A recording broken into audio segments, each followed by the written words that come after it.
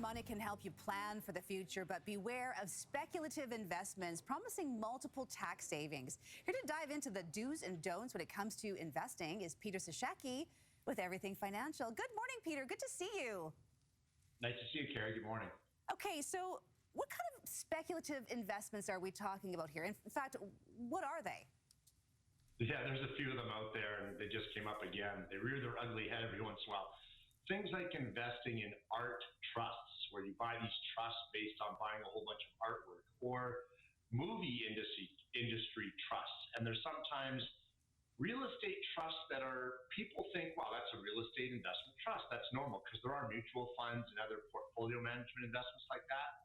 But these ones are definitely different than those, and you can see in the labeling of them how different they are. So those are the three most common ones that have been around in the last little while, but there's a list of them longer than my arm. Okay, so let's talk more about where we get them. Who sells them and why? Mutual fund people sell them. They come up every once in a while. They sell them. They promote them. And why? Well, the cynic in me says because they're making a whole lot of coin, a lot more commission than the regular mutual fund commission. But the sales push on them is that, like you mentioned in the opening, it's the multiple tax deductions. So if you're in a 40% tax bracket and you buy $10,000 of RSPs, you'd get 40% or a $4,000 refund. These things are treated or labeled like an RSP, so they are telling you, well, for the $10,000, you're going to get close to a $10,000 refund. So you're getting multiple tax deductions, and that is the selling feature. Are they called speculative investments? Is that how they're described? Well, the speculative word does come in the really, really, really fine print that definitely at my age, without a massive telescope, I can't read. But that's kind of where you see it, but they're not called that. They're called trust investments, and they have different labels on them, but trust is usually in the word, but there also is a good CRA disclaimer, and that's what you have to look for. Okay, so let's talk more about the consequences if the CRA refuses these investments.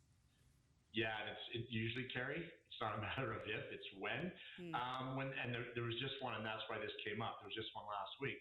The CRA refused it 6 years later after the original offering, and guess what? Your refund that you received, and I bet that person didn't save it and invest it just in case they had to pay it back. The interest on that, and in some cases, these have multiple tax savings year after year. All those things were not approved by CRA. So all those things have to be paid back. There's penalties, there's interest. Not a pretty sight. And how's that for a kick in the teeth when you spent that money maybe 5 years ago, 6 years ago, the significant tax savings, and now you get none of it, plus the penalties, plus the interest. Oh, yeah, there's no way they have that money kicking around, unlikely anyway. So I wouldn't think so. Yeah, I imagine. But I guess how long after an investment like that can the CRA come back after you? Is there a time limit? It's the CRA.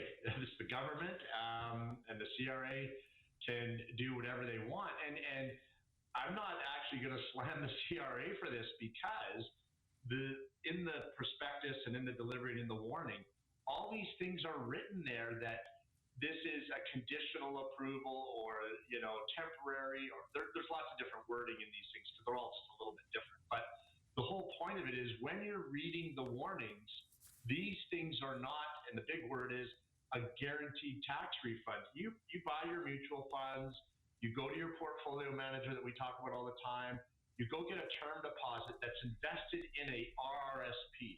We'll call that, let's just say, a traditional investment in RSP. Your tax refund, process it properly, it's a guaranteed money in your hand once you get it.